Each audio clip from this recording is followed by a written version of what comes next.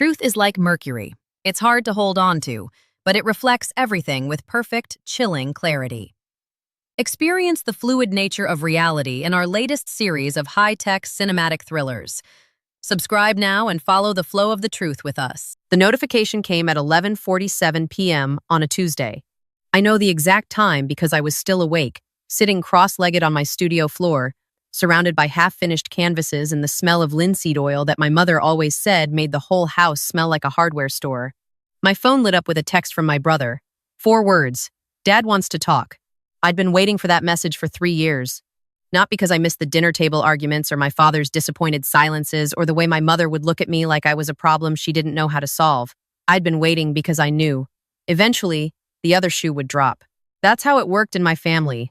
You didn't just get disowned quietly. There was always a finale. Let me back up. My name is Claire, and I grew up in a house that looked like a dream from the outside. 4 bedrooms in a suburb of Charlotte, North Carolina. My father was an orthopedic surgeon. My mother taught piano to other people's children, while managing every detail of our lives like she was running a small corporation. My brother Ryan was 2 years older, pre-med by junior year of high school, the kind of kid who genuinely enjoyed studying and never once questioned whether the plan his parents laid out for him was actually his own. I was not that kid. I started painting when I was 9, nothing serious, just watercolors on printer paper, flowers and horses, and the creek behind our neighbor's yard. But something happened when I painted. The constant low hum of anxiety that lived in my chest went quiet.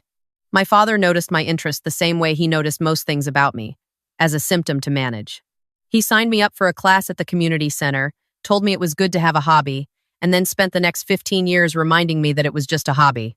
The plan for me was pre-med, then medical school, then a specialty, ideally something with a clean income trajectory, not pediatrics, my father would always say, because you work twice as hard for 2/3 the pay. I nodded along through high school because I was tired and it was easier. I got into UNC Chapel Hill. I declared biology. I made the dean's list my freshman year and felt absolutely nothing. The painting never stopped. I just hit it better. I rented a storage unit my sophomore year, told my parents it was for furniture, filled it with canvases and kept a small kit in my dorm room, tucked under the bed. I painted at night, sometimes until 3 in the morning, and then dragged myself to organic chemistry at 8. My roommate thought I was slightly unhinged. She wasn't wrong.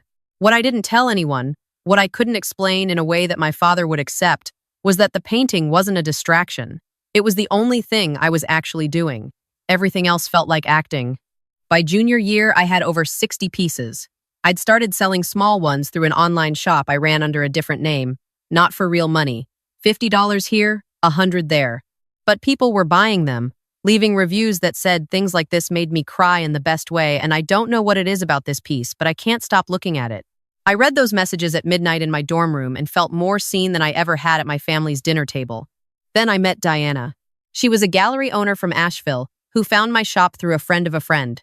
She emailed me in October of my senior year with a message that was 3 sentences long and completely changed my life.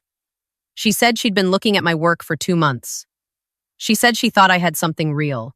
She asked if I'd be willing to meet. I drove to Asheville on a Saturday and told my parents I was visiting a friend. Diana's gallery was small but serious, clean white walls, good lighting, the kind of place where the art made you stand still without knowing why. We sat in the back office for 2 hours. She asked me questions no one had ever asked me about my work. What are you trying to make people feel? Where does this image come from? What happens in your chest when you finish a piece? I cried twice. I was mortified. She handed me a box of tissues and said, "That's how I know you're the real thing." We made a plan. I would spend the next 18 months working toward a collection 30 pieces, unified by theme, large format, the best work of my life. She would host the show. We'd price it accordingly. I graduated from UNC in May with a biology degree I had no intention of using.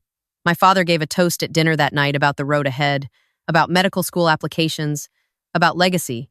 I smiled and thanked him and drove back to Charlotte the next morning knowing I had already chosen a different road. I spent that summer painting. Not secretly, exactly.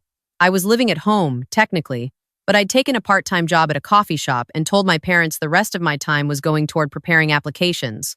What I was actually doing was painting 8 hours a day in the storage unit I'd upgraded to a proper studio space, a small room I rented from an artist co-op 15 minutes from our house. The smell of oil paint had permanently embedded itself in my hair. I bought a specific shampoo to cover it. I kept a change of clothes in my car. Looking back, I understand how unsustainable it was. But I also understand that I was 22 years old and terrified, and the only thing I knew for certain was that if I stopped painting, I would disappear into someone else's version of my life and never come back. My father found out in October. Not because I told him, because Ryan, who had always been better at reading our parents than I was, and who I had trusted with pieces of the truth over the years, let something slip at dinner. I don't think he meant to. I think he said something like, "Claire's been working really hard on her art stuff," and my father's head turned toward me with the specific quality of stillness that meant a reckoning was coming. He came to my room that night and sat in the chair by the window and asked me directly. I was tired of performing. I told him the truth. All of it. The storage unit, the online shop, Diana, the collection, the show planned for the following spring. He listened without interrupting, which should have felt respectful but actually felt like he was building a case. When I finished, he was quiet for a long time. Then he said, "So you've been lying to us for years." I said I'd been protecting something I wasn't ready to defend. He said those were the same thing. We went back and forth for 2 hours. My mother appeared in the doorway at some point, and mostly listened, occasionally offering small sounds of concern that didn't commit to either side.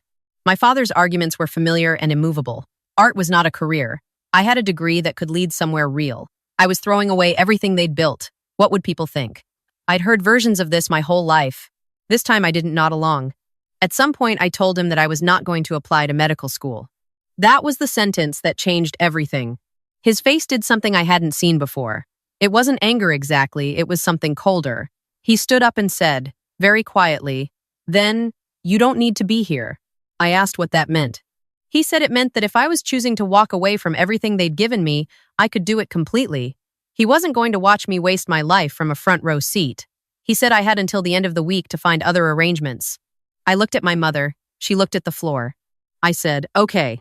I think he expected a different response. Some tears, maybe? A negotiation? I'd given him those before, but I had been quietly preparing for this moment for longer than he knew, and I was so exhausted from the years of hiding that his ultimatum felt less like a threat and more like a door finally opening.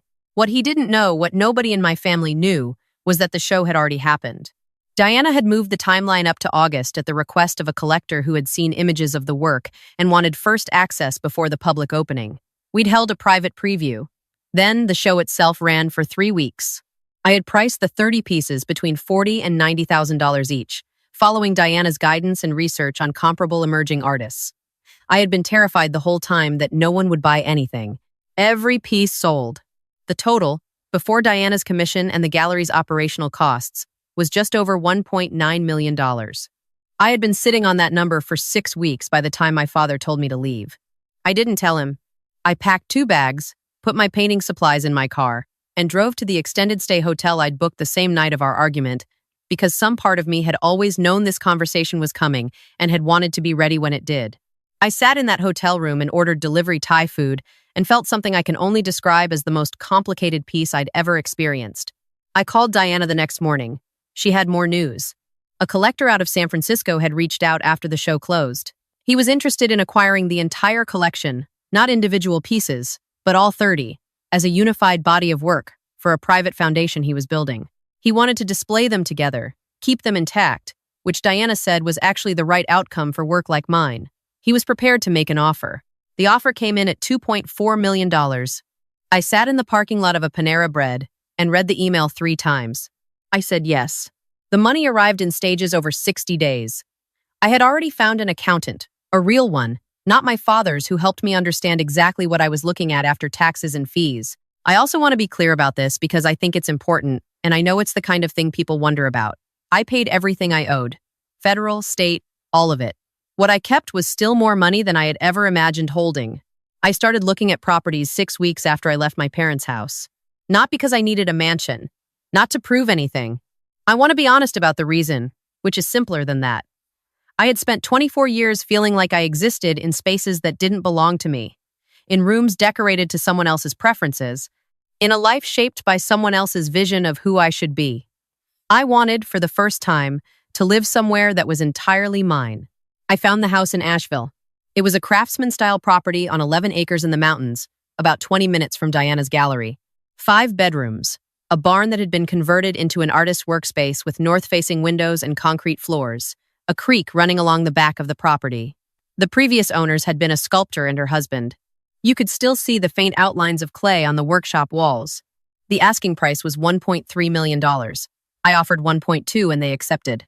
I want to be specific about that number because I saw the comments on a video once where the person spent almost everything they had on a single property and the audience couldn't understand it.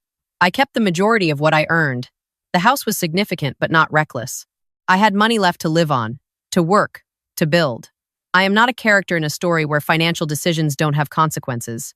I thought about this carefully, and I made a choice I could stand behind. I moved in on a Thursday in March. My first night in that house, I sat on the back porch with a glass of wine and listened to the creak and did not check my phone once.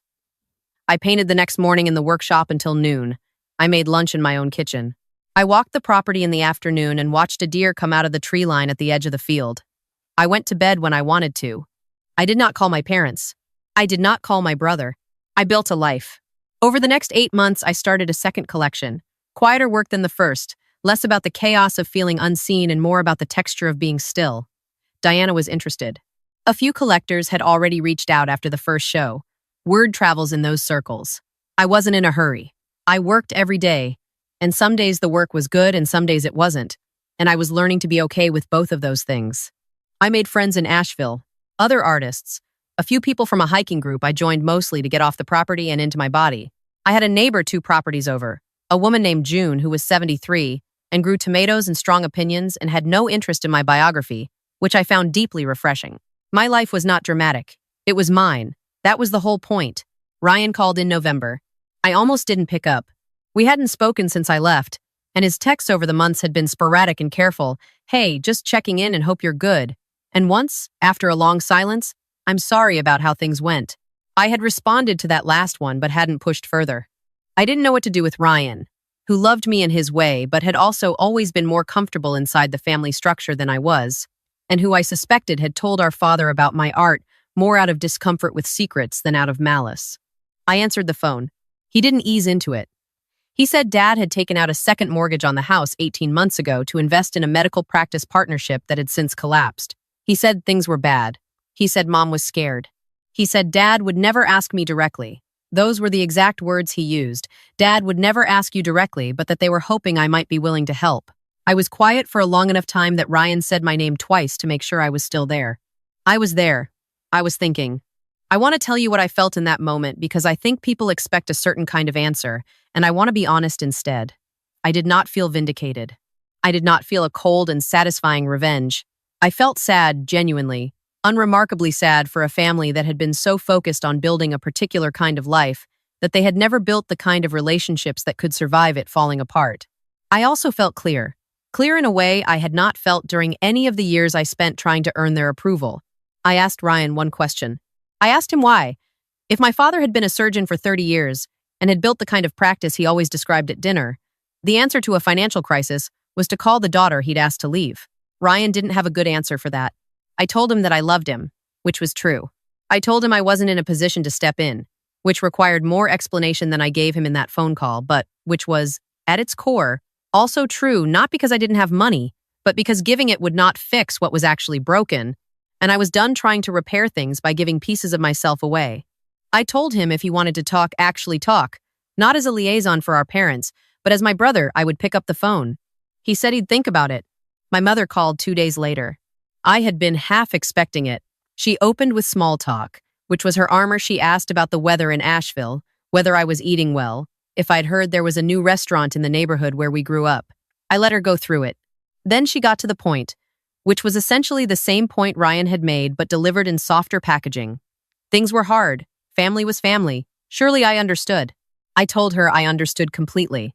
I also told her that the version of family I'd grown up in had been conditional in a way that I'd spent a long time pretending wasn't true, and that I was no longer able to pretend. I told her I hoped things got easier for them. I told her I meant that sincerely. She said, "Claire, we're your parents." I said, "I know." There wasn't much more to say after that. My father never called. I don't know if that surprised me. I think I'd always known that an apology wasn't in the architecture of who he was, and I had made peace, over those quiet months in Asheville, with not needing one. Forgiveness, I've come to understand, is not the same as reconciliation. I had forgiven my parents in the privacy of my own heart because carrying it was too heavy and I needed my hands free. That didn't mean we were starting over. It meant I was putting something down. Ryan did call again, about 6 weeks after the first call, not on behalf of our parents, just to talk. We talked for 2 hours. He told me things about his own experience in our family that I hadn't known, or maybe had known, and never let myself examine. He told me he'd always been jealous of me, which shocked me until he explained. I had always known what I wanted, even when it was inconvenient, even when I was hiding it. He'd done everything right and still felt like he didn't know who he was outside of the plan. I told him it wasn't too late for that. We started talking every few weeks. It's careful and sometimes awkward, and I don't know yet what shape our relationship will settle into. But it's real. That counts for something. I'm working on the second collection now, 22 pieces so far. Diana says the work has changed, still mine, she says, but quieter, like someone who has stopped fighting and started listening. I think that's right. The first collection was made of urgency and grief and the particular anger of someone who has spent too long invisible. This work is made of something else. Space, maybe, mornings, the creek, the specific quality of November light through north-facing windows. I am 29 years old. I own 11 acres of land in the mountains of North Carolina. I paint every day. I sleep through the night. Last week, Diana called to tell me that a museum in the Southeast had reached out about possibly acquiring 3 pieces from the first collection for their permanent holdings. I was standing in the kitchen making coffee when she told me, and I put the phone down for a second and just stood there, holding the coffee scoop, listening to the creak through the open window. My father once told me that passion was a luxury that people with real responsibilities couldn't afford. I thought about that for a long time, the way you think about a wound not obsessively, but checking sometimes to see if it had healed. I think what he meant was that he was afraid. Afraid that what looked like passion in me was the same thing that lived in him, and that he had buried decades ago under degrees and reputation, and the particular pride of a man who had never allowed himself to want the wrong thing. I don't know if that's true. I never got to ask him. What I know is this. I did not ruin my life by choosing it. I did not fail by refusing to inherit someone else's definition of success. I lost things. I lost years of easy family dinners and the uncomplicated comfort of being approved of. Those losses were real. I don't pretend they weren't. But I have this house. I have this work. I have a brother I'm slowly learning to know again. I have a life that, when I walk through it, feels like mine from the inside out, not a costume I put on for other people, not a legacy I'm maintaining, but an actual life, made by hand, one day at a time. Some mornings I walk out to the workshop before the coffee is even finished brewing, and I just stand in the doorway with the cold air coming in off the mountain, and I look at what's on the walls, what I made, what I'm making, and I feel something so straightforward that it almost embarrasses me to say it. I feel like I live here. That took a long time to be true. It cost more than money, but I would not trade it for the version of my life that would have made my father proud, because that version was never really about me at all. It was about a legacy that had no room in it for someone like me. And I decided, a long time ago in a storage unit with 60 canvases and a secret, that I would build something with more room than that. I think I have.